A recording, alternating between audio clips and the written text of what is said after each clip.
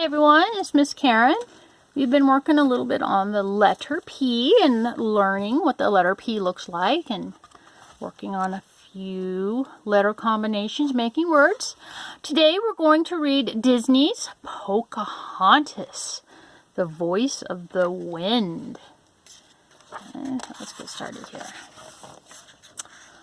A soft breeze tickled the new green leaves, and white and yellow crocus bloomed in the meadows. Spring had come at last. Every hand in the village was set to planting. From morning until late afternoon, Pocohontas planted seeds in the dark soil. As always, Flit the hummingbird and Meeko the raccoon stayed close to their pretty young friend. At the end of the long corn row, Pocohontas sighed. She enjoyed planting, but the spring breeze stirred a sweet restlessness in her heart.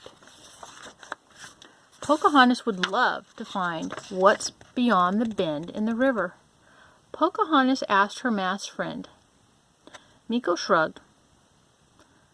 He was more interested in finding a way to eat some of the dried corn seed without Flit catching him.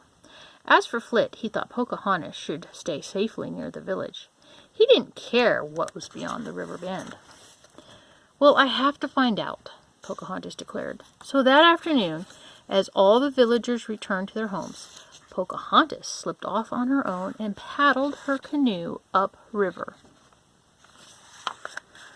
Flit hummed around Pocahontas' head. He pointed his long beak toward Grandmother's willow grove. He hoped the wise old tree spirit would talk some sense into Pocahontas. But the young woman shook her head. No, Flit, we're not going to visit Grandmother Willow today. I want to discover some place I've never explored before. Pocahontas stopped paddling for a moment, and Meeko jumped from the canoe to the riverbank to chase grasshoppers.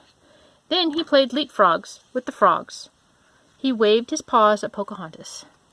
No, Meeko, she said. I can't stop to play today. Come along now, unless you'd rather stay behind. Meeko climbed back into the canoe, but he hopped out again at a strawberry patch. Pocahontas left the canoe to pick some of the sweet berries too. They were delicious, but she still felt restless. Come on, Meeko, she said. Let's head for that bend in the river and new places to explore. Clouds began to gather in the blue sky.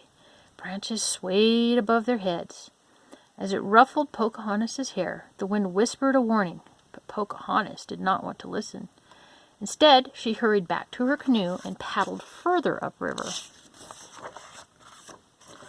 With a sudden crack of thunder, rain poured from the sky. Oh, not another spring shower, Pocahontas exclaimed. Then she noticed a cave on the river bank. We will take shelter there until the rain stops, Pocahontas said to her friends as she paddled to the shore. Flit flew anxiously around the mouth of the cave. He did not want to go inside. Pocahontas tugged her hair free of the bird's beak. Stop being silly, Flit, she scolded. It's just a cave. Meeko hesitated at the dark entrance. Are you afraid too? Pocahontas asked him, shaking her head. Pocahontas marched boldly into the cave.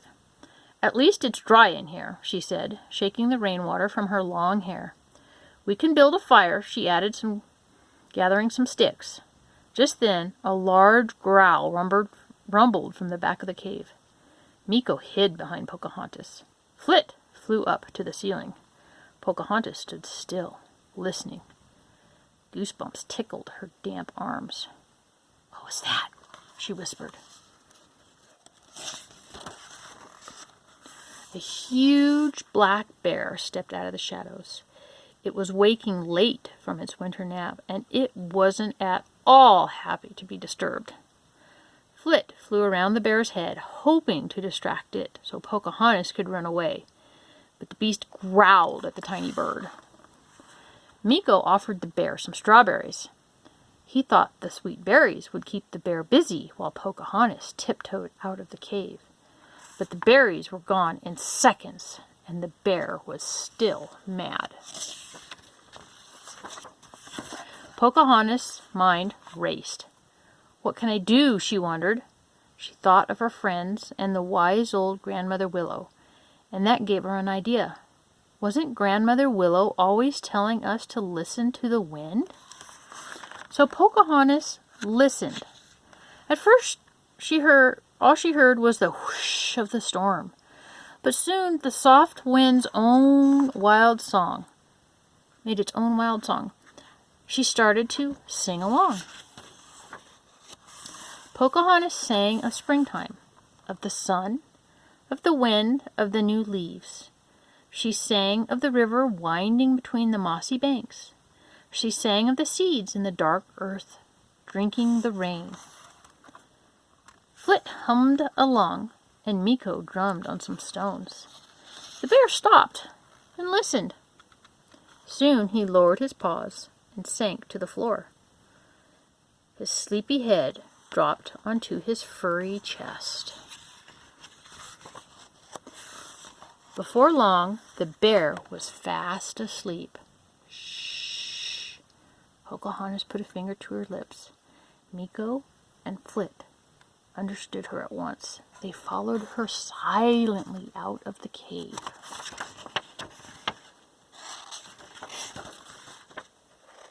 It stopped raining, Pocahontas said, once they were outside. The last of the setting sun glimmered on the river. Raindrops sparkled on the new leaves. The spring peepers sang their froggy song, and the birds, crickets, chimed in. How could I have felt so restless with all this around me? Pocahontas asked her friends. Then she laughed. I didn't need to find a faraway place to explore. I just needed to open my eyes a bit wider and to stop and listen to the music of the wind. Then Pocahontas and Meeko climbed into the canoe, and with Flit leading the way, they set out happily for home. The end.